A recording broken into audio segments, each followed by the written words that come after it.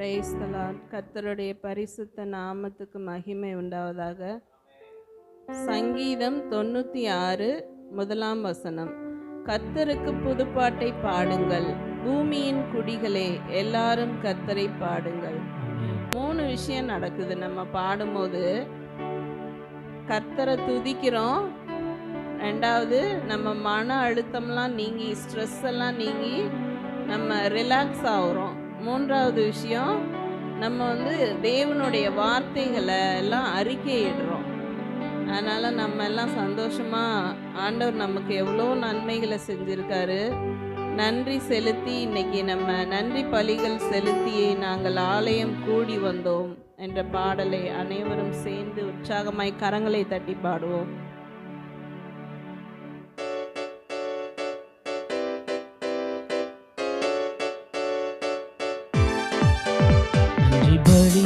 செலுத்திய நாங்கள் ஆலயம் கூடி வந்தோம், துதி பலிகள் செலுத்திய நாங்கள் உம்மை போற்ற வந்தோம். நன்றி பலிகள் செலுத்திய நாங்கள் ஆலயம் கூடி வந்தோம், துதி பலிகள் செலுத்திய நாங்கள் உம்மை போற்ற வந்தோம். கர்த்தர் செய்த நன்மைக்காக நன்றி செலுத்த வந்தோம். நம்மை மறவா அவர் கிருபை எண்ணிய துதிக்க வந்தோம். கர்த்தர் செய்த நன்மைக்காக நன்றி செலுத்த வந்தோம். நம்மை மறவா அவர் கிருபை எண்ணிய துதிக்க வந்தோம். உடன்படிக்கை எனக்கு தந்து உந்தனின் பிள்ளையாய் தெரிந்தெடுத்தீ, மரணத்தின் விளிம்பில் நின்ற என்னை ஜீவனின் பாதையில் நிறுத்திவிட்டீ. உடன்படிக்கை எனக்கு தந்து உந்தனின் பிள்ளையாய் தெரிந்தெடுத்தீ, மரணத்தின் விளிம்பில் நின்ற என்னை ஜீவனின் பாதையில் திருப்பிவிட்டீ. கர்த்தர் செய்த நன்மைக்காக நன்றி செலுத்த வந்தோம். நம்மை மறவா அவர் கிருபை இந்திய துதிக்க வந்தோம். கர்த்தர் செய்த நன்மைக்காக நன்றி செலுத்த வந்தோம். நம்மை மறவா எண்ணிய துதிக்க வந்தோம். வாதைகள் என்னை சூழ்ந்த போது செட்டைகளாலே என்னை மறைத்தீ, எல்லாம் காக்கும்படி தூதர்கள் அனுப்பி உதவி செய்தீ. வாதைகள் என்னை சூழ்ந்த போது செட்டைகளாலே என்னை மறைத்தீ, பாதைகள் எல்லாம் காக்கும்படி தூதர்கள் அனுப்பி உதவி செய்தி.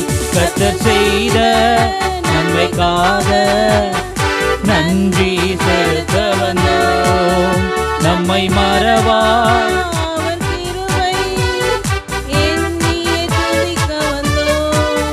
கர்த்தர் செய்த நன்மைக்காக நன்றி செலுத்த வந்தோம். நம்மை மறவா அவர் கிருபை எண்ணிய துதிக்க வந்தோம். தேவைகள் நெருக்கி நின்ற போது அற்புதமாக பெருக வைத்தீ. கண்ணீரின் பாதையில் திகைத்த போது கண்மணியே என்று என்னை அழைத்தீ. தேவைகள் என்னை அற்புதமாக பெருக வைத்தீ. கண்ணீரின் பாதையில் திகைத்த போது கண்மணியே என்று என்னை அழைத்தீ. கர்த்தர் செய்த நன்மைக்காக நன்றி செலுத்த வந்தோம். நம்மை மறவா அவர் கிருபை எண்ணிய துதிக்க வந்தோம். செய்த நன்மைக்காக நன்றி செலுத்த வந்தோம்.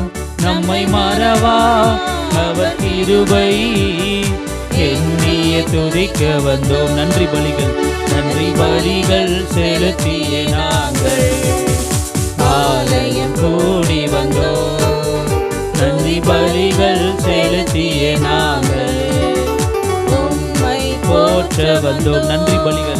நன்றி பலிகள் செலுத்திய நாங்கள் ஆலயம் கூடி வந்தோம்.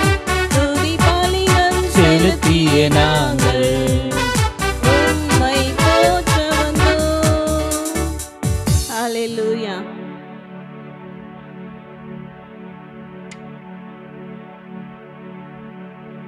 அலங்கார வாசலாலே பிரவேசிக்க வந்து இருக்கிறோம். தெய்வ வீட்டின் நன்மைகளாலே நிரம்பிட வந்திருக்கிறோம் என்ற பாடலை அனைவரும் சேர்ந்து பாடுவோம்.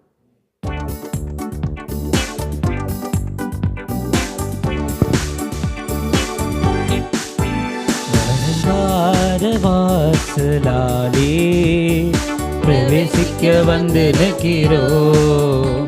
தெய்வ வீட்டின் நன்மையாலே நிரம்பிட வந்து நிற்கிறோம். அலங்கார வாசலாலே பிரவேசிக்க வந்து நிற்கிறோம். தெய்வ வீட்டின் நன்மையாலே நிரம்பிட வந்து நிற்கிறோம். ஆராதிக்க வந்தோம், அன்பு கூற வந்தோம். யெகோவா தேவனை துதித்திட வந்தோம், தொழுதிட வந்தோம். தூயவரே சுவையே ஆராதிக்க வந்தோம், அன்பு கூற வந்தோம். யெகோவா தேவனையே துதித்திட வந்தோம், தொழுதிட வந்தோம். தூயவரே சுவையே ஆலயம் செல்லுவதே அது மகிழ்ச்சியை தந்திடுதே. ஆலயம் செல்லுவதே அது மகிழ்ச்சியை தந்திடுதே. என் சபையுடனே உம்மை துதித்திடவே கிருபையும் கிடைத்திட்டதே. என் சபையுடனே உம்மை துதித்திடவே கிருபையும் கிடைத்திட்டதே. ஆராதிக்க வந்தோம், அன்பு கூற வந்தோம். யெகோவா தேவனையே துதித்திட வந்தோம், தொழுதிட வந்தோம். தூயவரே சுவையே ஆராதிக்க வந்தோம், அன்பு கூற வந்தோம்.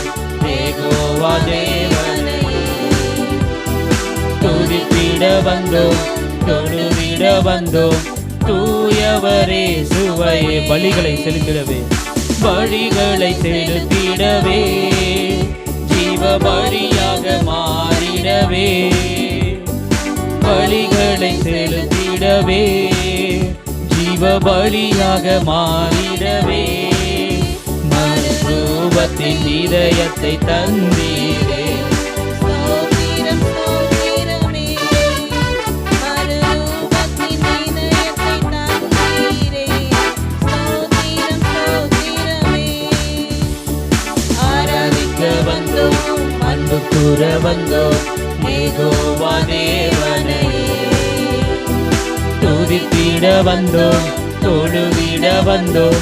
தூயவரே சுவையே ஆமென். ஆராதிக்க வந்தோம், அன்பு கூற வந்தோம். யெகோவா தேவனையே துதித்திட வந்தோம், தொழுதிட வந்தோம். தூயவரே சுவையே நன்மை செய்தவர்க்கே நாங்கள் நன்றி செலுத்துவோமே. ஆமென். நன்மை செய்தவர்க்கே நாங்கள் நன்மை செலுத்துவோமே. எம் காணிக்கையை உந்தன் கரங்களிலே உற்சாகமாய் விதைக்கிறோமே. எங்கள் காணிக்கையை உந்தன் கரங்களிலே உற்சாகமாய் விதைக்கிறோமே. ஆராதிக்க வந்தோம், ஆராதிக்க வந்தோம், அன்பு கூற அன்பு கூற வந்தோம். யெகோவா தேவனையே துதித்திட வந்தோம், தொழுதிட வந்தோம் தூயவரே சுவையே. ஆராதிக்க வந்தோம், அன்பு கூற வந்தோம் யெகோவா தேவனையே. துதித்திட வந்தோம் தொழுதிட வந்தோம் தூயவரே சுவையே. அலங்கார வாசலாலே பிரவேசிக்க வந்து நிற்கிறோம். தெய்வமே நின் நன்மையாலே நிரம்பிட வந்து நிற்கிறோம். அலங்கார வாசலாலே பிரவேசிக்க வந்து நிற்கிறோம்.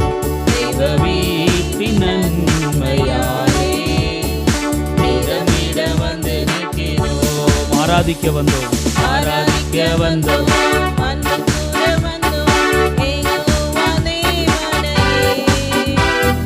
துதித்திட வந்தோம், தொழுதிட வந்தோம் தூயவரே சுவையே. ஆராதிக்க வந்தோம் அன்பு கூற வந்தோம் யெகோவா தேவனையே. துதித்திட வந்தோம் தொழுதிட வந்தோம் தூயவரே சுவையே. இந்த சாட்சி வந்து உங்களுக்கும் பிரயோஜனமாக இருக்கும். ஏன்னா உங்கள் வீட்லேயும் பிள்ளைங்கள் இருக்காங்க இல்லையா, அதனால் உங்களுக்கும் பிரயோஜனமாக இருக்குன்றதுக்காக இந்த டெஸ்டிமனி சொல்கிறேன். என் பையன் வந்து எந்த ஒரு விஷயம்னாலும் ரொம்ப பிடிவாதமாக இருப்பான். அவனுக்கு ஒரு விஷயம் வேணும்னா வேணும் தான், கண்டிப்பாக எப்படியாச்சும் வாங்கிடுவான் எங்கள்கிட்ட. அப்போ வந்து அவன் டிப்ளமோ படிச்சுட்டு இருக்கும்போது, டிப்ளமோ மெக்கானிக்கல் இன்ஜினியரிங் சேர்த்து விட்டுருந்தோம். படிச்சுட்டு இருக்கும்போது ஃப்ரெண்ட்ஸ் எல்லாரும் நல்ல பைக் வச்சுருக்காங்க, எனக்கு வேணும். ஆல்ரெடி ஒரு பைக் இருக்குது, ஆனால் அவன் வந்து எனக்கு கேடிஎம் தான் வேணும், வாங்கி கொடுங்க. நாங்கள் வந்து இல்லை ராயல் என்ஃபீல்டு வாங்கி தரோம், புதுசாகவே வாங்கி தரோம், இஎம்ஐ போட்டு நம்ம கட்டிக்கலாம் அப்படின்னா கேட்கல. எனக்கு கேடிஎம் பைக் தான் வேணும். அப்போ எங்கள்கிட்ட சோர்ஸ் இல்லை, எந்த சோர்ஸும் இல்லை. வீட்டில் இந்த ஜுவல்லை அடகு வச்சு நீங்கள் எனக்கு வாங்கி கொடுங்க. ரொம்ப பிடிவாதம் பண்ணான். ரொம்ப நாங்கள் மனசு கஷ்டப்பட்டு என்னடா பண்ணுறது, பிள்ளை கேட்குறானே வாங்கி கொடுக்கணுன்ற ஒரு ஆசை இருக்குது, ஆனால் கையில் பணம் இல்லை. சரி அவன் சொல்கிறபடி நம்ம செய்வோன்ட்டு அவனுடைய ஆசைக்காக என்ன பண்ணோம், கையில் இந்த ஜுவல்ஸ் எல்லாம் அடகு வச்சு பாதி ஜுவல்ஸை அடகு வச்சோம், பாதி ஜுவல்ஸை விற்றுட்டோம். ஒரு பவுன் நகையை விற்று வாங்கி கொடுத்தோம். செகண்ட் ஹேண்டில் வாங்குறதுக்கே 1.5 லட்சம் ஆயிடுச்சு. 1.5 லட்சத்துக்கு வாங்கி கொடுத்தோம். ஆனால் அது ஓட்டும் போது தான் ப்ராக்டிக்கலாக அதனுடைய ஃபால்ட் என்னன்னு தெரியும். 1 லிட்டர் பெட்ரோல் போட்டால் 20 கிலோமீட்டருக்கும் கம்மியாக தான் கொடுக்குது மைலேஜ். டெய்லி யூஸ் பண்ண முடியாது. அவன் இங்கேருந்து எம்ஐடிக்கு மாத்தூர் வரைக்கும் குண்டூர் வரைக்கும் வண்டியில் போகணும்.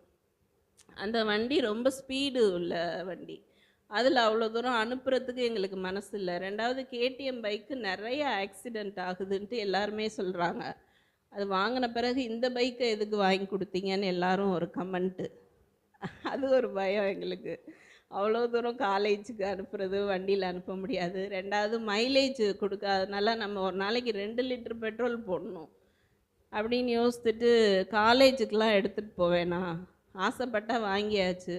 வண்டி வீட்டில் இருக்கட்டும், ரேராக வீக்லி ஒன்ஸ் எடுத்துகிட்டு போ, இல்லைன்னா சண்டே சர்ச்சுக்கு வரும்போது எடுத்துகிட்டு போன்னு சொல்லிவிட்டு வண்டி நிறுத்தியே வச்சு எப்போயாச்சும் தான் யூஸ் பண்ணிகிட்டு இருந்தோம். அப்படி இங்கே கடன் ஏறிக்கிட்டே இருக்குது, வட்டி ஜுவல் லோனில் இன்ட்ரெஸ்ட் ஏறிக்கிட்டே இருக்குது. நீயோ கடன் வாங்காதிருப்பாய், அநேகம் ஜாதிகளுக்கு கடன் கொடுப்பாயின்னு தான் ஆண்டவர் சொல்லியிருக்காரு. அந்த வார்த்தையை, ஆண்டவருடைய கட்டளையை மீறி கடன் வாங்குறது நம்மளோட தப்பு. நாங்கள் கடை மேக்ஸிமம் பெரிய அமௌண்ட்லாம் வாங்க மாட்டோம். ஒரு 10,000 5,000 தெரிஞ்சு ரொம்ப அவசர தேவைக்கு வாங்கிட்டு உடனே இது பண்ணிடுவோம். அப்போ வந்து கடன் வாங்குறது ரொம்ப பிடிக்காத ஒரு காரியமாக தான் இருக்கும். இதனால எங்களுக்கு ரொம்ப ஸ்ட்ரெஸ் ஆயிடுச்சு. இந்த நகையை நம்ம எப்படி திருப்புவோம், அடகுல இருக்கே அப்படின்னு சொல்லிட்டு 4 வருஷமாக வட்டி ஏறி ஏறி ஏறி பெரிய பிரச்சனையாக 2 லட்சத்துக்கு மேலே ஆயிடுச்சு. எங்களால் அதை திருப்பவும் முடியல, இன்ட்ரெஸ்ட் கட்டவும் முடியல. வருமானம் வந்து வரவுக்கும் செலவு வந்து ஜாஸ்தியாக தான் ஆகுது. அதனால் என்ன பண்ணிகிட்டு இருந்தோம், பாப்பாக்குன்னு வாங்கின நகையாச்சே நம்ம திருப்ப முடியலையே, எப்படி திருப்புறது, கொஞ்சம் கொஞ்சமாக பணம் கட்டியும் திருப்ப முடியல. ரொம்ப இது பண்ணிட்டு அதனால ரொம்ப கவலையோட நான் இருந்தேன். எங்கள் வீட்டுக்காருக்கும் அந்த கவலை இருந்துச்சு. ஆனால் அவங்க கர்த்தர் பார்த்துக்குவாரு அப்படின்னு சொல்லி கர்த்தர் மேலே பாரத்தை வச்சுட்டு வெளியே அவங்க எதுவுமே சொல்லலை. இருந்தாலும் மனசில் இருக்கும் இல்லையா? அப்படி இருக்கும்போது நாங்கள் அதை குறித்து ஜெபம் பண்ணிக்கிட்டே இருந்தோம். தம்பிக்கிட்ட சொன்னோம், வண்டி வேணாம்ப்பா விற்றுருவோம் அப்படின்னா அவன் கேட்கவே இல்லை. ரொம்ப பிடிவாதமாக இருந்தான். இல்லை இல்லை எனக்கு இந்த வண்டி வேணும் அப்படின்னு சொல்லிட்டு. அப்புறம் ஆண்டவர் கண்டிப்பாக அவன் மனசை மாற்றுவாருன்னு அவன் எவ்வளோ பிடிவாதமாக இருந்தானோ அதே போல் நானும் ரொம்ப இதாக ஆண்டவர்கிட்ட போராடி ஜெபிச்சுக்கிட்டே இருந்தேன். ஏசப்பா அவன் மனசை மாற்றுங்க, அவனாக வந்து வண்டியை விற்றுக்கோங்கன்னு சொல்லணும். ரொம்ப ஆண்டவர்கிட்ட எத்தனை தடவை நான் தனிமையில் அழுது ஜெபிச்சிருப்பேன்னு ஆண்டவருக்கு தான் தெரியும். அவனே வந்து மம்மி அவன் பர்த்டே அன்னைக்கு April 5 அவன் பர்த்டே அன்னைக்கு வந்து அப்பா வண்டியை விற்றுடலாம்ப்பா அப்படின்னு அவன் வாயை திறந்து நாங்கள் எதுவுமே அன்னைக்கு பேசலை. அவனே வந்து ஆட்டோமேட்டிக்காக எங்களுக்கு ரொம்ப ஆச்சரியம், என்னடா வண்டி விற்கலான்னு சொல்கிறானேன்னு. ஆண்டவர் பாருங்க, முடியாத ஒரு காரியத்தை முடிய செய்கிற தேவன். நாங்கள் ரொம்ப எப்படி திருப்போன்னே எங்களுக்கு ஒரு வழியுமே தெரியல. திடீர்னு தம்பி போய் டக்குன்னு 2 நாளில் அந்த இது பாசிபிள் ஆனுச்சு. அசாத்தியங்கள் சாத்தியம். கர்த்தருடைய நாமத்தினால அசாத்தியம் கூட சாத்தியம் ஆகுன்றதை நான் ரொம்ப இந்த வாரத்தில் உணர்ந்தேன். எங்களுக்கு அவ்வளோ ஒரு மனசு ரிலாக்ஸ் ஆயிடுச்சு. நம்மளுடைய கடன் பாதியாக குறைஞ்சிருச்சு அப்படின்ட்டு. அந்த வண்டி நாங்கள் கேட்ட விலைக்கு விலை போகலைனாலும் ஓரளவுக்கு எங்களோட அந்த கடன் சுமை வந்து பாதி குறையிற அளவுக்கு எங்களுக்கு ஆண்டவர் கிருபை செஞ்சார். அந்த வண்டியை இந்த வாரம் தான் நாங்கள் விற்று அந்த பணத்தை எடுத்து நகையை திருப்ப ஆண்டவர் கிருபை செய்தார். கர்த்தருடைய பெரிதான கிருபைக்காக அவர் இல்லாதவைகளை இருக்கிறவைகளை போல அழைக்கிற தேவன். கண்டு விசுவாசிப்பதை விட காணாத விசுவாசிக்கிறவங்க தான் பாக்கியவான். நாங்கள் இந்த காரியம் நடக்கும்னு நாங்கள் கொஞ்சம் கூட நினச்சே பார்க்கல. போன வாரம் சண்டே வந்தப்போ கூட எங்களுக்கு இந்த விஷயம்லாம் திடீர்னு டக்குன்னு 2 நாளில் எங்களுக்கு இந்த காரியம் நடந்தது. ரொம்ப ஆண்டவர் கிருபையாக அந்த நகையை திருப்ப கிருபை கொடுத்தார். கர்த்தருடைய பரிசுத்த நாமம் மாத்திரம் மகிமைப்படுவதாக. ஆமேன். ஹல்லேலூயா. எத்தனை பேர் சந்தோஷமாக இருக்கும்? நம்ம சங்கீத பகுதியை வாசிக்கலாம். 34 1 10 வசனம் மாத்திரம் வாசிக்க போகிறோம். எல்லாமே எழுந்து நின்றுக்கலாமா? 34. தாவீது அபிமெலேக்கு முன்பாக வேஷம் மாறின போது அவனால் துரத்தி விடப்படுகையில் பாடின சங்கீதம். கர்த்தரை நான் எக்காலத்திலும் ஸ்தோத்தரிப்பேன், அவர் துதி எப்பொழுதும் என் வாயில் இருக்கும்.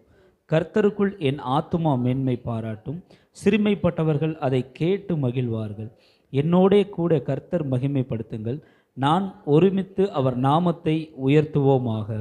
நான் கர்த்தரை தேடினேன், அவர் எனக்கு செவி கொடுத்து என்னுடைய எல்லா பயத்துக்கும் என்னை நீங்களாக்கி விட்டார். அவர்களை நோக்கி பார்த்து பிரகாசம் அடைந்தார்கள், அவர்கள் முகம் வெட்கப்படவில்லை. இந்த ஏழை கூப்பிட்டான், கர்த்தர் கேட்டு அவன் இடுக்கண்கள் எல்லாம் நீங்களாக்கி இரட்சித்தார். கர்த்தருடைய தூதன் அவருக்கு பயந்தவர்களை சூழ பாளையம் இறங்கி அவர்களை விடுவிக்கிறார். கர்த்தர் நல்லவர் என்பதை ருசித்து பாருங்கள், அவர் மேல் நம்பிக்கையாய் இருக்கிற மனுஷன் பாக்கியவான். கர்த்தருடைய பரிசுத்தவான்களே அவருக்கு பயந்திருங்கள், அவருக்கு பயந்தவர்களுக்கு குறைவில்லை. சிங்கக்குட்டிகள் தாழ்ச்சியடைந்து பட்டினியாய் இருக்கும், கர்த்தரை தேடுகிறவர்களுக்கோ ஒரு நன்மையும் குறைவுபடாது. ஆமேன், ஆமேன். அமர்ந்து கொள்ளலாம். நம்ம கேட்ட சாட்சியின்படியே அப்படி இந்த வசனம் எல்லாம் அமைஞ்ச மாதிரி இருக்குல்ல? நானாக எடுத்தது தான் இது, எதுவும் நம்ம ப்ரீ பிளான் இல்லை. ஏன்னா வசனமே ரொம்ப அழகான வசனம். அடிக்கடி நான் சொல்கிறது, கர்த்தரை நான் எக்காலத்திலும் ஸ்தோத்தரிப்பேன், அவர் துதி எப்பொழுதும் என் வாயில் இருக்கும்.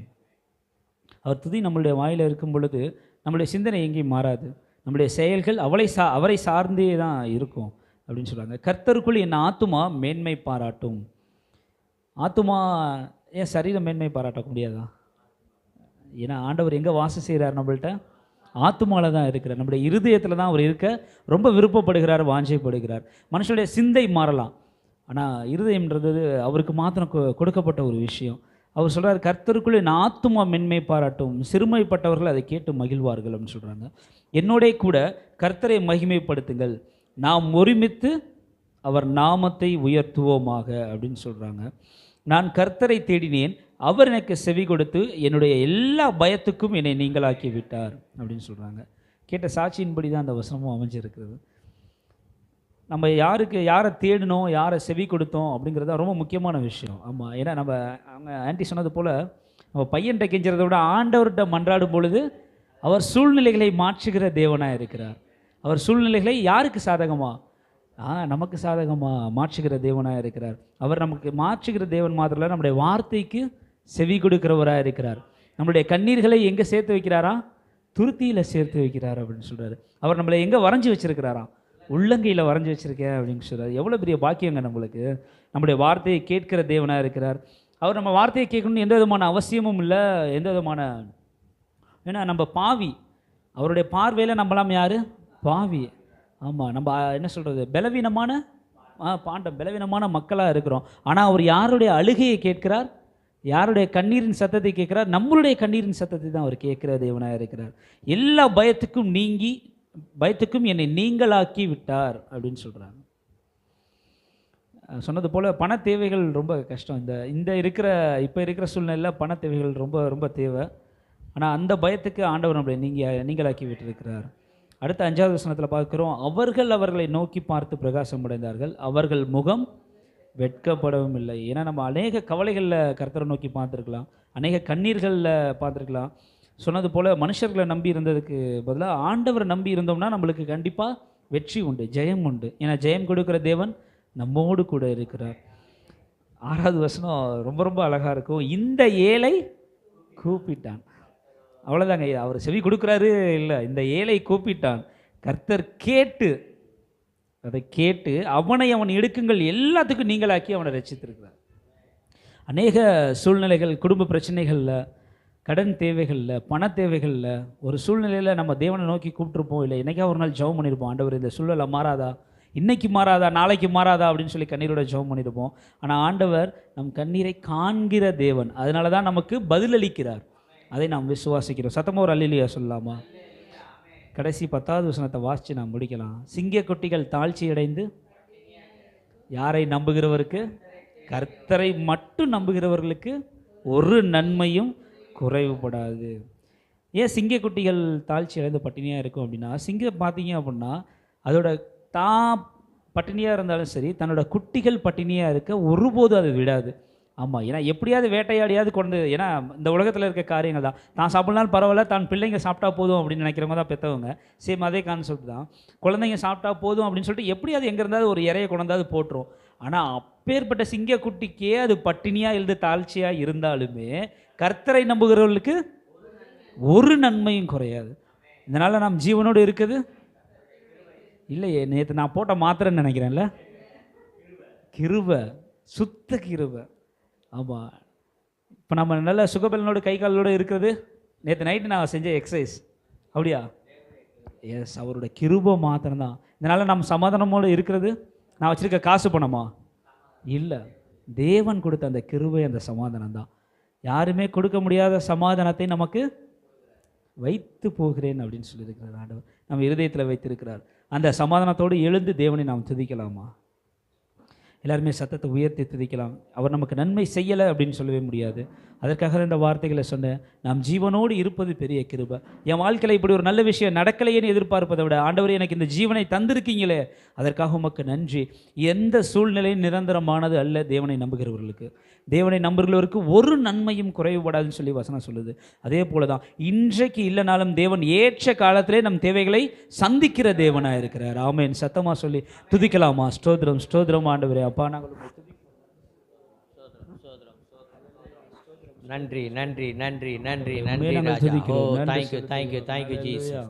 நன்றி இயேசுவே, நன்றி நன்றி நன்றி தகப்பனே, நன்றி தகப்பனே, நன்றி நன்றி ராஜா, நன்றி ராஜா. ஹல்லேலூயா. கொடான கோடி நன்றி ஆண்டவரே. அப்பா எங்களுக்கு ஜீவனை கொடுத்தவரே ஹalleluya. உமக்கு நாங்கள் நன்றி நன்றி செலுத்துகிறோம் நன்றி ஆண்டவரே. இயேசுவே, துதிக்கிறோம், உம்மை துதிக்கிறோம், நன்றியோடு துதிக்கிறோம், துதிக்கிறோம், துதிக்கிறோம் ஸ்தோத்திரம், நன்றி துதிக்கிறோம் அப்பா. எங்கள் ஆத்மாவிலே நாங்கள் உமக்கு ஸ்தோத்திரிக்கிறோம். நன்றிகளை செலுத்துகிறோம் ஆண்டவரே. ஹalleluya அப்பா எங்களோடு ஹalleluya இருந்தவரே உம்மை நாங்கள் துதிக்கிறோம் ஆண்டவரே. எங்கள் ஹalleluya குற்றங்களை மன்னித்தவரே உம்மை நாங்கள் துதிக்கிறோம் ஆண்டவரே. ஹalleluya ஹalleluya. thank you எங்களுக்காக Jesus. பரிந்து பேசுகிறவரே உம்மை நாங்கள் துதிக்கிறோம் ஹalleluya. ஆண்டவரே. எங்கள் நன்றி நோய்களை இயேசுப்பா. குணமாக்கினவரே உம்மை நாங்கள் துதிக்கிறோம். நன்றி, எங்கள் கண்ணீர்களை நன்றி துடைத்தவரே உம்மை அப்பா. நாங்கள் உம்மை துதிக்கிறோம் ஆண்டவரே. துதிக்கிறோம், அப்பா எங்கள் ஆத்மா துதிக்கிறோம். துக்கத்தில் இருக்கும் பொழுது எங்களுக்கு இயேசுவே, ஆறுதலை அளித்த தெய்வமே உம்மை நாங்கள் ஹalleluya. துதிக்கிறோம், உம்மை நன்றி செலுத்துகிறோம் துதிக்கிறோம் ஆண்டவரே. அப்பா. நன்றி, கொடான கோடி நன்றி நன்றி. நன்றி நன்றி செலுத்துகிறோம் ஆண்டவரே. நன்றி நன்றி இயேசுவே, நன்றி நன்றி நன்றி நன்றி, நன்றி நன்றி ஆண்டவரே. அப்பா. ஆமாண்டவரே, ஆத்துமாவே Thank you, நன்றி சொல்லு Jesus. முழு உள்ளத்தோடு. ஹalleluya. ஆத்துமாவே நன்றி சொல்லு முழு உள்ளத்தோடே. ஆத்துமாவே நன்றி சொல்லு முழு உள்ளத்தோடே. கர்த்தர் செய்த நன்மைகளை ஒரு நாளும் மறவாதே.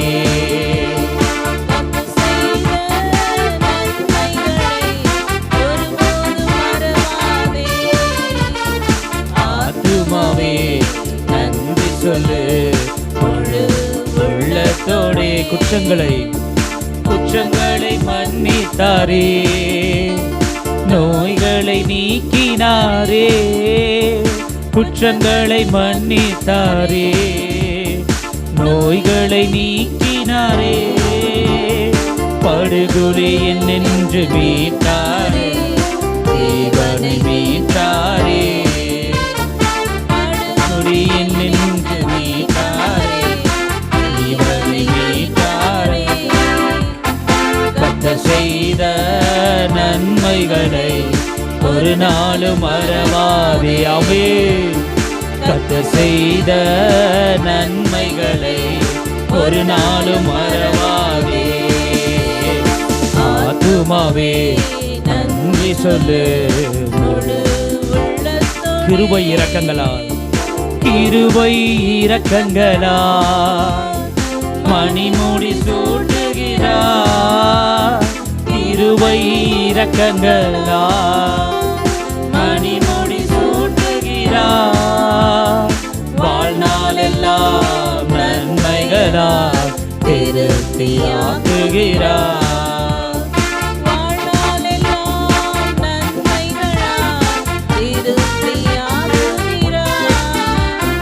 கர்த்தர் செய்த நன்மைகளை ஒரு நாளும் மறவாதே. கர்த்தர் செய்த நன்மைகளை ஒரு நாளும் மறவாதே. ஆத்துமாவே நன்றி சொல்லு முழு உள்ளத்தோடே. ஆத்துமாவே நன்றி சொல்லு முழு உள்ளத்தோடே. ஆமென் ஆமென். துதிக்கலாமா? யாராவது ஒருத்தர் சத்தத்தை உயர்த்தி தேவனுடைய நாமத்தை மகிமைப்படுத்தலாம். அப்பா அம்மை துதிக்கிறோம் துதிக்கிறோம் அப்பா அம்மை ஸ்தோத்தரிக்கிறோம், நன்றி செலுத்துகிறோம் சுவாமி. நன்றி அப்பா, எங்களுக்கு ஜீவனை கொடுத்தவரே மக்கு நன்றி அப்பா. எங்களுக்கு சுகத்தை கொடுத்தவரே, எங்கள் பலவீனங்களிலே எங்களுக்கு உதவி செய்தவரே அப்பா, எங்களை பலப்படுத்தினவரே மெய் துதிக்கிறோம் தகப்பனே. துதிகளின் மத்தியில் வாசம் பண்ணுகிற எங்கள் தேவனே அப்பா, சிங்காசனத்தில் வீற்றிருக்கிறவரே, ராஜாதி ராஜாவும் கர்த்தாதி கர்த்தாவுமாய் இருக்கிறீரே அப்பா, உமக்கு நன்றி. உம்மை துதிக்கிறோம் துதிக்கிறோம் அப்பா, உம்மை ஸ்தோத்தரிக்கிறோம் ஸ்தோத்தரிக்கிறோம். எல்லா கனத்தையும் உமக்கே செலுத்துகிறோம், எல்லா மகிமைக்கும் பாத்திரரே. ஹalleluya ஹalleluya. கர்த்தாதி கர்த்தரே அப்பா, உம்மை துதிக்கிறோம் தகப்பனே. அதிசயமானவரே, ஆலோசனை கர்த்தரே, சர்வ வல்லமையுள்ள தேவனே, நித்திய பிதாவே, சமாதான பிரபுவே. ஹalleluya ஹalleluya. அப்பா எங்கள் மேய்ப்பரே மக்கு நன்றி செலுத்துகிறோம். நன்றி அப்பா, உம்மை துதிக்கிறோம் அப்பா. எங்களை புல்லுள்ள இடங்களிலே மேய்த்து அமர்ந்த தண்ணீர்கள் அண்டையிலே எங்களை நடத்தி செல்பவரே அப்பா, எங்கள் தலையை எண்ணெயால் அபிஷேகம் செய்கிறவரே அப்பா, உமக்கு நன்றி நன்றி அப்பா தகப்பனே. உமக்கு நன்றி செலுத்துகிறோம், உம்மை துதிக்கிறோம் அப்பா. Thank you Jesus, thank you Lord, thank you Lord. உம்மை நன்றியோடு துதிக்கிறோம் தகப்பனே. ஹalleluya. துதிக்கிறோம், நன்றி செலுத்துகிறோம். தேவனை நாம் வார்த்தையினால் ஆராதித்தோம், வார்த்தையினால் துதித்தோம். ரொம்ப முக்கியமான வேலை அர்ப்பணிப்பின் வேலை. தேவன் நம்முடைய ஆவி, ஆத்மா, சரீரம் முழுவதையும் அர்ப்பணித்து பாடுவதை, அர்ப்பணித்து நாம் செயல்படுவதே புத்தி உள்ள ஆராதனை என்று ரோமரில் நாம் வாசிக்கிறோம். புத்தி உள்ள ஆராதனைக்கு நேராக நம்ம சிந்தனைகளையும் இருதயங்களையும் நாம் திருப்புவோம். எல்லாத்துக்குமே தெரிஞ்ச பாடல் தான், உமக்கு மகிமை தருகிறோம், உண்மையில் தான் மகிழ்ச்சி அடைகிறோம். ஆண்டவர் நம்ம தாழ்மையில நோக்கி பார்க்கிற தேவனாக இருக்கிறார். அடிமையில நமக்கு விடுதலை தருகிற தேவனாக இருக்கிறார். உயர்த்தி மகிழ்வோம். நாம் எல்லாருமே சேர்ந்து உணர்ந்தவர்களாக இந்த பாடலை பாடுவோம். உமக்கு மகிமை தருகிறோம், உம்மில் தான் மகிழ்ச்சி அடைகிறோம். உமக்கு மகிமை தருகிறோம், உம்மில் தான் மகிழ்ச்சி அடைகிறோம்.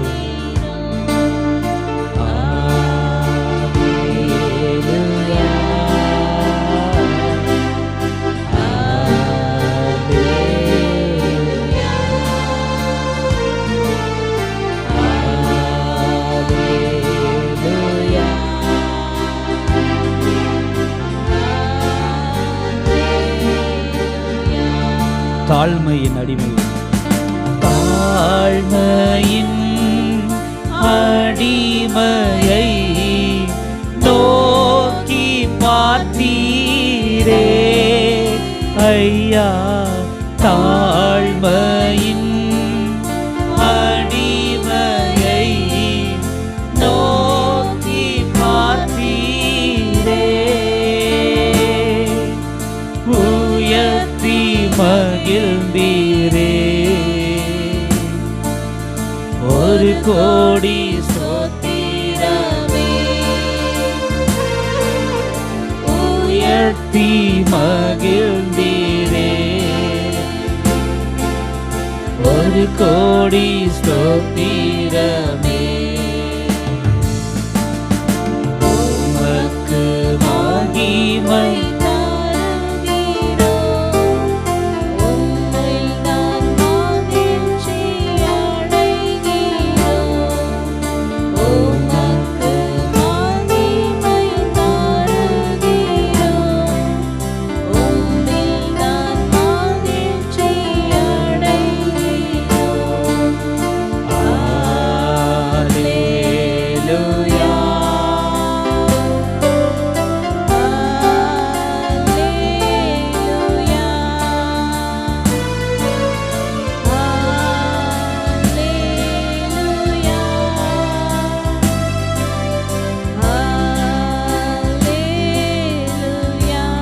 கண்மலையின் வெடிப்பில், கண்மலையின் வேடிப்பில் வைத்து கரத்தால் மூடுகிறீர் ஐயா. கண்மலையின் வேடிப்பில் வைத்து கரத்தால் மூடுகிறீர். என்ன சொல்லி பாடுவோம்? என்ன சொல்லி பாடுவே என் இதய வேந்தனே, என் இதய வேந்தனே. என்ன சொல்லி பாடுவே என் இதய வேந்தனே. உமக்கு மகிமை தருகிறோம், உம்மில் நான் மகிழ்ச்சி அடைகிறோம்.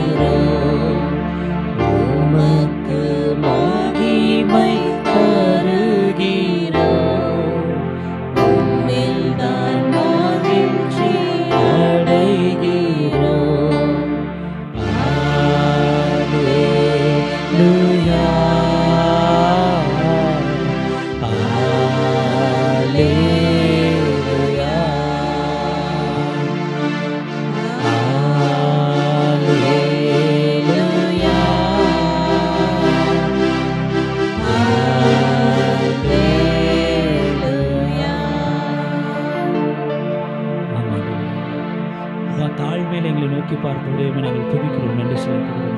எங்களுக்கு அடைக்கலமும் கேடவுமா இருந்தவரே நாங்கள் துதிக்கிறோம்.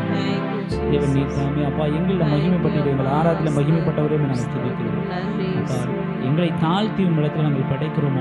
நாங்கள் சிறுகவும் நீர் பெருகும்படியாக நாங்கள் சொல்லிக்கிறோம். இயேசு கிறிஸ்துவின் மூலம் எடுக்கிறோம் எங்கள் ஜீவன் உள்ள நல்ல பிதாவே.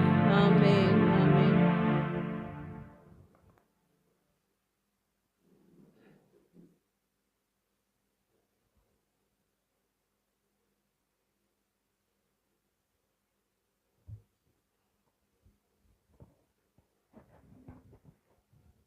பிரைஸ் தி லார்ட், ஹல்லேலூயா. கர்த்தருக்கு மகிமை உண்டாவதாக. கர்த்தர் நம்முடைய வாழ்க்கையிலே பெரிய காரியங்களை செய்திருக்கிறார். ஆமென், ஆமென். இன்றைக்கு தேவன் பேசும்படியாக சொன்ன செய்தியின் தலைப்பு சமாதானம். இன்றைக்கி யாரெல்லாம் சமாதானத்தை பெற்றுக்கொள்ள போகிறீங்கன்னு தெரியல. தேவன் சமாதானத்தை குறித்து தான் ஆண்டவர் இன்றைக்கு அதிகமாக பேசி கொண்டு இருந்தார். இன்றைக்கு இந்த பரபரப்பான இந்த உலகத்தில் சமாதானத்தை எங்கே போய் தேடுறது? அப்படி தான் இருக்குது இன்றைக்கு. சமாதானம், இன்றைக்கி தேவன் சமாதானத்தை குறித்து இன்றைக்கு ஆண்டவர் சில தேவனுடைய வசனத்தில் இருந்து நம்ம பார்க்கலாம். இயேசு கிறிஸ்து இந்த பூமியில் பிறப்பதற்கு முன்பாக சொல்லப்பட்ட வார்த்தை, பூமியிலே சமாதானமும் மனுஷர் மேல் பிரியமும் உண்டாவதாக. சரியா? தேவன் இந்த பூமியிலே சமாதானத்தை கொடுக்க வந்தார், மனுஷனை ரட்சிக்க வந்தார். அதுக்கு தான் இந்த ஒரு மனுஷனுக்கு சமாதானம் ரொம்ப முக்கியம்.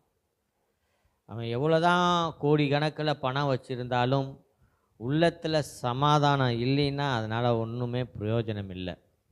இந்த உலகத்தின் மக்கள் பார்த்தீங்கன்னா நிம்மதிக்காக இன்றைக்கு அலைந்து திரிந்து கொண்டு இருக்கிறாங்க. எங்கே நிம்மதி கிடைக்கும் அப்படின்ற ஒரு நோக்கத்தோடு அவர்கள் அங்கும் இங்கும் அலைந்து கொண்டு இருக்கிறதை நம்மளால் பார்க்க முடியும். நான் சில பேர்கிட்ட நம்ம கேட்கும்பொழுது, என்ன பிரதர் எப்படி இருக்கீங்க, நல்லா இருக்கீங்களா? என்ன எங்கே பிரதர் இருக்கிறோம், நீங்கள் வேறு என்ன இப்படி சொல்லிட்டீங்க, நல்ல வேலை இருக்குது, நல்ல காசு இருக்குது. அட ஏன் பிரதருக்கு வீட்டில் சமாதானமே இல்லை, பயங்கர பிரச்சனையாக இருக்குது அப்படின்னு நம்ம சொல்கிறத கேட்டிருக்கிறோமா இல்லையா? கேட்டிருக்கிறோம். இந்த சமாதானம் ஒரு மனிதனுக்கு ரொம்ப முக்கியம். இந்த சமாதானம் ஒரு மனுஷனுக்கு இல்லைன்னா பைத்தியம் முடிச்சு அலைஞ்சிருவான். அவன்கிட்ட எவ்வளோ தான் காசு இருந்தாலும் பணம் இருந்தாலும் அவன்கிட்ட சமாதானம் இல்லைன்னா பைத்தியக்காரன் மாதிரி அலைஞ்சிக்கிட்டே இருக்க வேண்டியது தான். அந்த மாதிரி தான் இருக்கிறது. ஆனால் தேவன் நமக்கு சமாதானத்தை கொடுக்கிறார். ஆமென். பாருங்க, சமாதானம் என்றால் ஒரு நபருடன் சண்டை இல்லாமல் இருப்பது, பிரச்சனை இல்லாமல் இருப்பது தான் சமாதானம். கணவனுக்கும் மனைவிக்கும், எஜமானனுக்கும் வேலை செய்வருக்கும் வேலைக்காரருக்கும், சகோதரருக்கும் சகோதரிக்கும் சமாதானமாக இருக்கிறோமா, சண்டையோடு இருக்கிறோமா என்பதை நாம் சிந்தித்து பார்க்க வேண்டும். என்ன செய்ய வேண்டும்? நாம் சிந்தித்து பார்க்க வேண்டும். சமாதானம் இயேசு கிறிஸ்து நம் இருதயத்திலே நமக்கு கொடுக்கிறார். சமாதானம் இயேசு கிறிஸ்து ஒருவருடைய வாழ்க்கையில் இல்லைன்னா அவர்களுடைய வாழ்க்கையிலே சமாதானமே இருக்காது. சமாதானத்தை கொடுக்கிறவர், நம்முடைய இருதயத்தில் சமாதானத்தை கொடுக்கிறவர் நம்முடைய கர்த்தராகிய இயேசு கிறிஸ்து. நாம் சமாதானம் பெறுவதற்கு பழைய ஏற்பாட்டில் பலிகள் இருக்கிறது. சமாதான பலின்னு அந்த காலத்தில் கொடுப்பாங்க. பழைய ஏற்பாட்டு காலத்தில் சமாதான பலின்னு ஒன்று இருக்கும். அவங்க சமாதானத்தை பெற்றுக்கொள்வதற்கு அங்கே தேவனுக்கு ஆடு காளைகளை கொடுத்து சமாதான பலி அப்படின்னு ஒன்றை கொடுத்து அவர்கள் சமாதானத்தை பெற்றுக்கொள்வார்கள். யாத்ராகம புஸ்தகம் 24வது அதிகாரம் 5வது வசனத்தை கூட நம்ம வாசிக்கலாம்.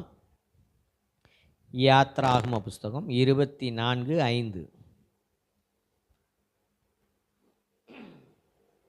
இஸ்ரவேல் புத்திரரின் வாலிபரை அனுப்பினான். அவர்கள் சர்வாங்க தகன பலிகளை செலுத்தி, அவர்கள் சர்வாங்க தகன பலிகளை செலுத்தி கர்த்தருக்கு சமாதான பலிகளாக ஆ, காளைகளை பலியிட்டார்கள். சமாதான பலிகளாக காளைகளை அவர்கள் பலியிட்டார்கள். ஏன் சமாதான பலியை பலியிட்டார்கள்? அவர்கள் சமாதானத்தை பெற்றுக்கொள்ள வேண்டும், அவர்கள் வாழ்க்கையிலே சமாதானம் இருக்க வேண்டும் என்பதற்காக தேவனுக்கு ஒரு சமாதான பலியை கொடுக்கும் பொழுது, ஒரு போய் சந்தையில் போய் ஒரு காளையை வாங்கிட்டு வரான்னு வச்சுக்கோங்க.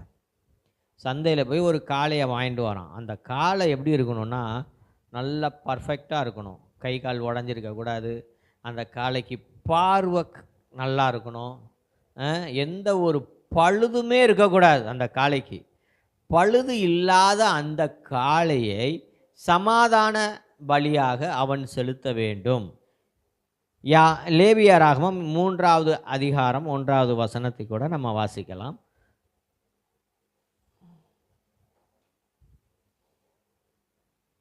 லேவியராகமம் 3:1.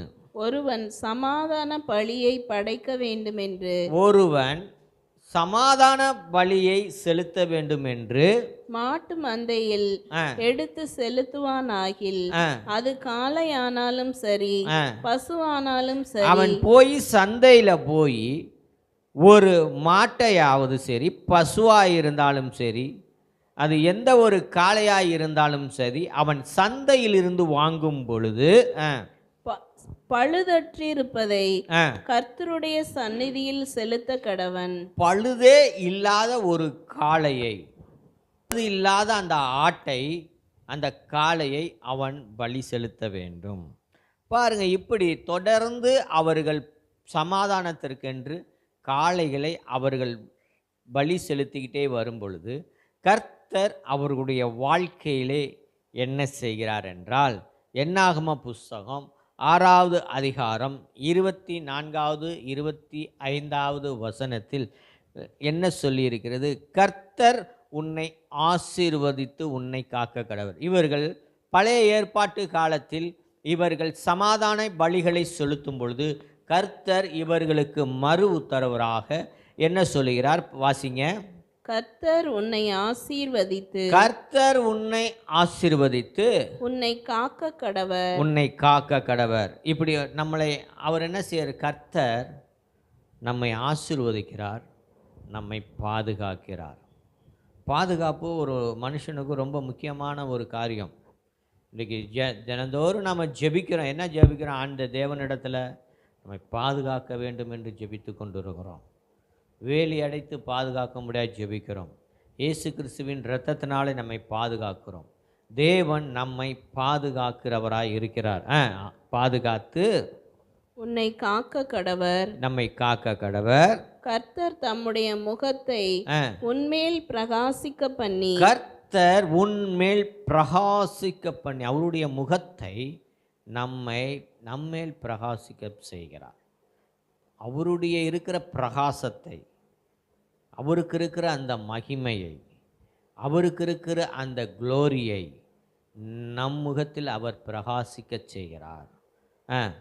உன்மேல் கிருபையாய் இருக்க கடவர், உன்மேல் கிருபையாய் இருக்க கடவர்.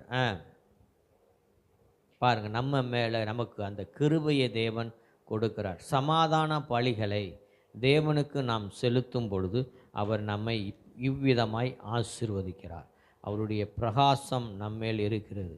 யோபு சொல்லுகிறார், அதிகாரங்களாலும் பயங்கரமும் அவரிடத்தில் இருக்கிறது. யோபு சொல்லும்போது சொல்கிறாரு, அதிகாரமும் பயங்கரமும் அவரிடத்தில் இருக்கிறது. அவர் உன்னதமான ஸ்தலங்களில் சமாதானத்தை உண்டாக்குகிறார். அவர் எப்படிப்பட்டவரா? அவர் உன்னதமான ஸ்தலங்களில் சமாதானத்தை உண்டாக்குகிற தேவன் நமக்கு இருக்கிறார். அவர்கிட்ட இடத்துல நம்முடைய தேவன் சாதாரண தேவன் அல்ல, அவர் வல்லமையுள்ள தேவன். அவர் நித்திய பிதாவாக இருக்கிறார். எல்லா அதிகாரங்களும் அவருடைய கரத்தில் இருக்கிறது. அவர் பயங்கரமான தேவனாக இருக்கிறார். தேவனை எதிர்த்து நிற்கல ஒருவனாலும் கூடாது.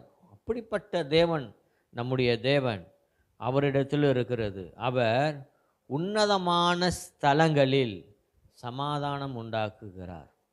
தேவனை நாம் எந்த இடத்துல நம்ம தொழுது கொண்டாலும் ஆராதித்தாலும் அந்த ஸ்தலத்திலே தேவன் ஒரு சமாதானத்தை உண்டு பண்ணுகிறார். இன்றைக்கு மனுஷன் சமாதானத்தை தேடி அங்கும் இங்கேயோ அடித்து திரிந்து கொண்டு இருக்கிறான். எங்கே கிடைக்கும் எனக்கு சமாதானம், எங்கே நான் சமாதானத்தை பெற்றுக்கொள்வேன் என்று அங்கே இங்கே அலைந்து கொண்டு இருக்கிறான். ஆனால் வேதம் கிறிஸ்தவர்களுக்கு தெளிவாய் சொல்லுகிறது, வேதத்தை நேசிக்கிறவர்களுக்கு மிகுந்த சமாதானம் உண்டு. வேதத்தை நேசிக்கிறவர்களுக்கு மிகுந்த சமாதானம் உண்டு. இந்த வேதத்தை நேசிக்கிற ஒவ்வொரு மனுஷனுக்கும் தேவன் சமாதானத்தை வைத்திருக்கிறார். அவன் எங்கேயும் போய் அலைய தேவையில்லை, எங்கேயும் போக வேண்டியதில்லை, எங்கேயும் போய் அலைஞ்சு திரைஞ்சு பெற்றுக்கொள்ள வேண்டியதில்லை. தேவனுடைய வார்த்தையை, தேவனுடைய வசனத்தை நீங்கள் வாஞ்சிக்கும் பொழுது இன்றைக்கு தேவன் சமாதானத்தை உங்களுக்கு கொடுக்கிறார். இந்த உலகத்திலே வேலை செய்வதற்கு நாம் எப்படி பிரயாசப்படுகிறோமோ, இந்த உலகத்தில் நம்ம இந்த உலகத்தில் எத்தனை வருஷம் நம்ம வாழ்கிறோம்? ஒரு 70 வருஷம் நம்ம ஜீவனோடு இருப்போமா? வேதம் சொல்லுகிறது மனிதனுடைய ஆயுசு நாட்கள் 70 வருஷம், பலத்தின் மிகுதியினாலே 80 வருஷம். சரி, 70 வருஷம்னு வச்சுக்குவோம். நம்ம 70 வருஷம் வாழ்கிறோம். இந்த வாழ்க்கைக்கு தேவையான பணத்தை சம்பாதிப்பதற்கு நாம் பிரயாசப்படுகிறோமா இல்லையா? அதே போல் நாம் ஜெபிப்பதற்கும் வேதத்தை வாசிப்பதற்கும் நாம் பிரயாசப்பட வேண்டும். இந்த உலகத்தில் 70 வருஷம் வாழ்கிறதுக்கே இவ்வளோ பிரயாசப்படுறோம்னா, தேவனுடைய ராஜ்யத்தில் நித்தியமாக வாழப்போகும் நாம் எவ்வளவு பிரயாசப்பட வேண்டும்? படுறோமா? படுறதே கிடையாது. சரியா? வேதத்தை நேசிக்கிறவர்களுக்கு மிகுந்த சமாதானம் உண்டு.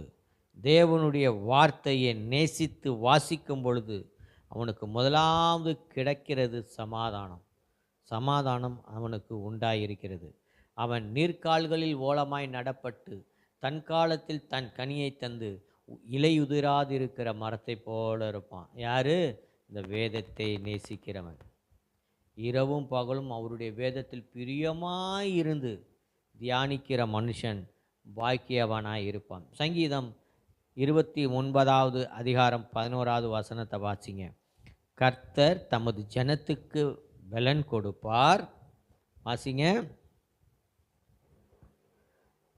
கர்த்தர் தமது ஜனத்திற்கு பலன் கொடுப்பார். ஆமென். கர்த்தர் தமது ஜனத்திற்கு சமாதானம் அருளி அவர்களை ஆசீர்வதிப்பார். நம்ம தேவனுடைய வார்த்தையிலே வாஞ்சிக்கும் பொழுது, தேவனுடைய வார்த்தையை நேசிக்கும் பொழுது, தேவனுடைய வார்த்தையை பெற்றுக்கொள்ளும் மக்களுக்கு அவர் பலன் கொடுப்பார். முதலாவது பலன் கொடுப்பார், அடுத்தது சமாதானம் அருளி அவர்களை ஆசீர்வதிப்பார். இந்த 3 காரியங்கள் நம்முடைய வாழ்க்கையிலே நிறைவேற இருக்கிறது. நம்ம ஒன்று செய்யணும், வேதத்தை நேசிக்க வேண்டும், அவருடைய கட்டளைக்கு கீழ்ப்படிய வேண்டும். பாருங்கள், இன்றைக்கி செய்தி கேட்டிருக்கீங்க. இன்றைக்கி சிம்பிளாக தான் செய்தி முடிக்க போகிறேன். சிம்பிளான ஒரு செய்தி தான். இப்போ செய்தி கேட்டுட்டீங்க, சமாதான செய்தியை கேட்டுட்டீங்க. சந்தோஷமாக வீட்டுக்கு போகிறீங்க. இனிமேல் யாரு கூடயும் சண்டை போடக்கூடாது அப்படின்னு சொல்லி வீட்டுக்கு போகிறப்ப நேராக அங்கே வீட்டில் மாமியா உட்காந்துருக்கு. அப்போ எங்கே போயிட்டு வரேன்னு மாமியா கேட்குது. இந்த அம்மா இப்போ தான் சமாதான செய்தியை கேட்டுட்டு வந்திருக்கு.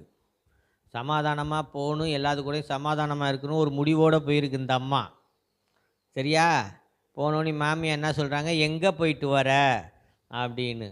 இந்த அம்மா சொல்லுது, நான் சர்ச்சுக்கு போயிட்டு வரேன் அப்படின்னு சொல்லுது. சொன்ன உடனே சமைச்சு வச்சுட்டு போகிறது தானே அப்படின்னு அடுத்த கேள்வி.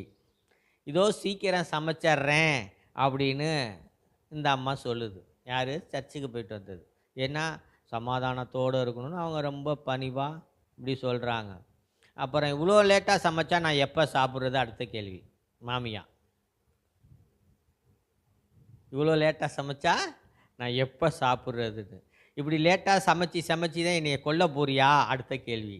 இந்த அம்மாவுக்கு ஸ்வைன்னு ஒரு உச்சியில் ஏறிக்கும். யார்? சமாதானம் கேட்டுட்டு வந்த செய்தியை கேட்டுட்டு வந்த இந்த அம்மா ப்ரெஷர் ஏறி உச்சத்துக்கு போயிடுது. இப்போ தான் சர்ச்சுக்கு போயிட்டு வந்தேன், ஒரு பிசாசு பாரு என்னை எப்படி போராடி வைக்குதுன்னு.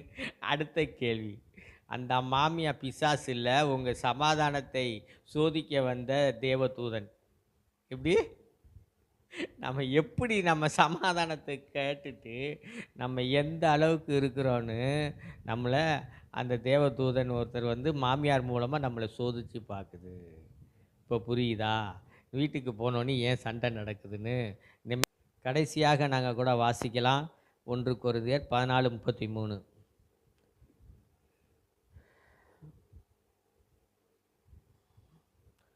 நம்மளுடைய தேவன் சமாதானத்தின் தேவன். நம்முடைய தேவன் பிரச்சனைகளை கொடுப்பவர் அல்ல, அவர் சமாதானத்தின் தேவன். வாசிக்கலாம் வசனம் 1 கொரிந்தியர் 14:33 சொல்லுது, தேவன் கழகத்திற்கு தேவனாயிராமல் சமாதானத்துக்கு தேவனாயிருக்கிறார். சமாதானத்திற்கு தேவனாயிருக்கிறார். நம்முடைய தேவன் சமாதானத்தின் தேவன். யார் உள்ளத்திலே தேவன் இருக்கிறாரோ அவர்கள் சமாதானத்தோடு வாழ்ந்து கொண்டு இருப்பார்கள்.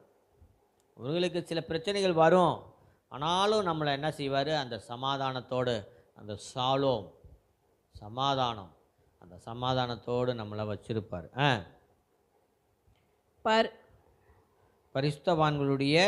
பரிசுத்தவான்களுடைய சபைகள் எல்லாவற்றிலேயும் அப்படியே இருக்கிறது. பரிசுத்தவான்களுடைய சபைகள் எல்லாவற்றிலேயும் என்ன இருக்குதான்? சமாதானம் இருக்குதான். தேவன் வாசம் பண்ணுகிற இடத்திலே தேவன் சமாதானத்தை வைக்கிறார். அவரை ஆராதிக்கும் இடத்திலே தேவன் சமாதானத்தை வைக்கிறார். 2 கொரிந்தியர் 13:11 கடைசியாக நம்ம வாசிக்கலாம்.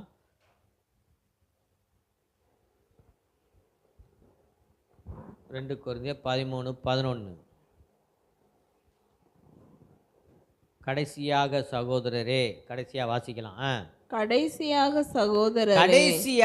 சகோதரரே சந்தோஷமாயிருங்கள், நற்சீர் பொருந்துங்கள், நல்ல காரியங்களை செய்யுங்க, ஆறுதல் அடையுங்க, ஏக சிந்தையாயிருங்க, சமாதானமாயிருங்கள். அப்பொழுது அன்புக்கும் சமாதானத்துக்கும் காரணராகிய தேவன், சமாதானத்துக்கும் காரணமாயிருக்கிற இயேசு கிறிஸ்து உங்களோட கூட இருப்பார், நம்மோடு கூட இருப்பார். ஆமென், அல்லேலூயா. அன்புக்கும் சமாதானத்துக்கும் காரணனாகிய கிறிஸ்து நம்மோடு கூட இருக்கிறார். நம்ம அப்படியே கண்களை மூடி ஜெபிப்போம். அன்பின் பரலோக பிதாவே, இந்த நாளுக்காக சமாதானத்தை குறித்து இந்த நாளில் நீங்கள் எங்களுக்கு சொல்லி கொடுத்தீங்க. சமாதானத்தின் தேவன் எங்களோடு கூட இருக்கிறீங்க. ஒரு நாளும் நாங்கள் சமாதானத்தை இழந்து போகாதபடிக்கு எங்களை வேலி அடைத்து பாதுகாக்கும்படியாய் நான் ஜெபிக்கிறேன். உடைய நாமம் மகிமைப்படுவதாக. உடைய கரம் கிருபை எங்களோடு இருக்கட்டும். ஆசீர்வதிங்க. சமாதானத்தின் தேவன் எங்களை வழிநடத்துவீராக. இயேசு கிறிஸ்துவின் நாமத்தில் ஜெபிக்கிறேன் நல்ல பிதாவே, ஆமென், ஆமென். கர்த்தருடைய பந்திக்கு நாம் ஆயத்தப்படுவோம்.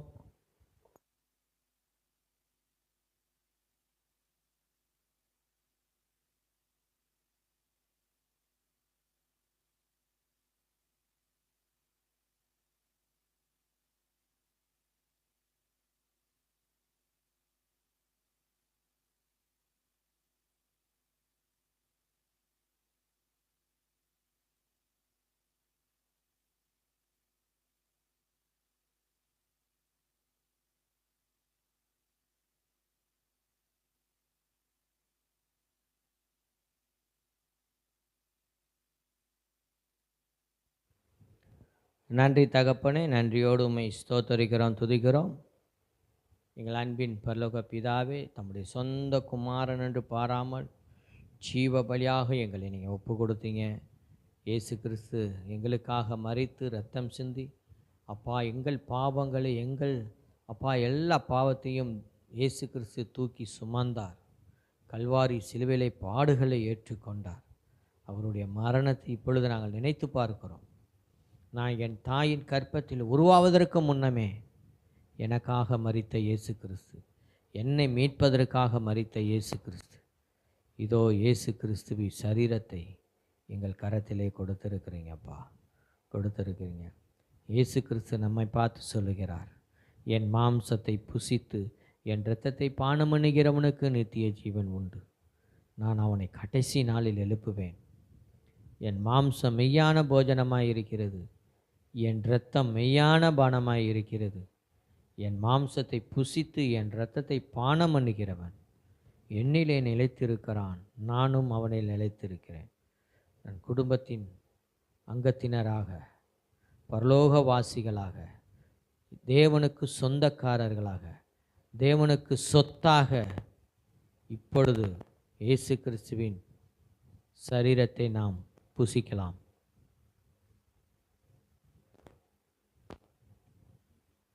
இயேசு கிறிஸ்துவின் இரத்தம், அவருடைய இரத்தத்தை இப்பொழுது நாம் பானம் பண்ணுவோம்.